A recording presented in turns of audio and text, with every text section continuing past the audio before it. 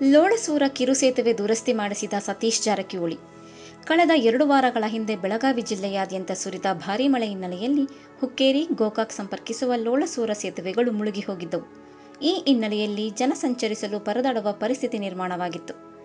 ಮಳೆ ಸುರಿದು ಬಿಡುವು ಕೊಟ್ಟರೂ ಸೇತುವೆಗಳು ಕೊಚ್ಚಿ ಹೋದ ಕಾರಣದಿಂದಾಗಿ ಸಂಚಾರ ಅಸಾಧ್ಯವಾಗಿತ್ತು. ಉದ್ಯೋಗಸ್ಥರು, ವ್ಯಾಪಾರಿಗಳು, ಶಿಕ್ಷಕರು, ವಿದ್ಯಾರ್ಥಿಗಳು ಮತ್ತು ಜನಸಾಮಾನ್ಯರು ಜೊತೆಗೆ ಚಿಕಿತ್ಸೆ ಪಡೆಯಲು ಸಂಚರಿಸುವ ಎಲ್ಲರಿಗೂ ಸಮಸ್ಯೆಯಾಗಿತ್ತು. ಇದೀಗ ಸರಳ ಮತ್ತು ಜನಪರ ರಾಜಕಾರಣಿ ಕೆಪಿಸಿಸಿ ಕಾರ್ಯಾಧ್ಯಕ್ಷ ಸತೀಶ್ ಜಾರಕಿಹೊಳಿಯವರ ಒತ್ತಾಸೆಯಿಂದ ಲೋಳಸೂರ ಕಿರು ಸೇತುವೆ ಸಂಚಾರಕ್ಕೆ ಮುಕ್ತವಾಗಿದೆ. ಈ ಮೂಲಕ ಜನ ಸಂಚರಿಸಲು ಅನುಕೂಲ ಮಾಡಿಕೊಟ್ಟಿದ್ದಾರೆ. ಇಷ್ಟೇ ಅಲ್ಲದೆ ಮುಖ್ಯ ಸೇತುವೆಯ ದುರಸ್ತಿ ಕಾರ್ಯ ಕೂಡ ಮುಂದುವರೆದಿದೆ. ದುರಸ್ತಿ ಕಾರ್ಯದ ಮೇಲುಸ್ತುವಾರಿಯನ್ನು ಸ್ವತಃ ಸತೀಶ್ ಜಾರಕಿಹೊಳಿಯವರೇ ನಿರ್ವಹಿಸಿದ್ದಾರೆ. ಇನ್ನೊಂದು ವಾರದ ಒಳಗೆ ಮುಖ್ಯ ಮೇಲ್ಸೇತುವೆಯ ಕಾಮಗಾರಿ ಪೂರ್ಣಗೊಳ್ಳುವ ನಿರೀಕ್ಷೆ ಇದೆ.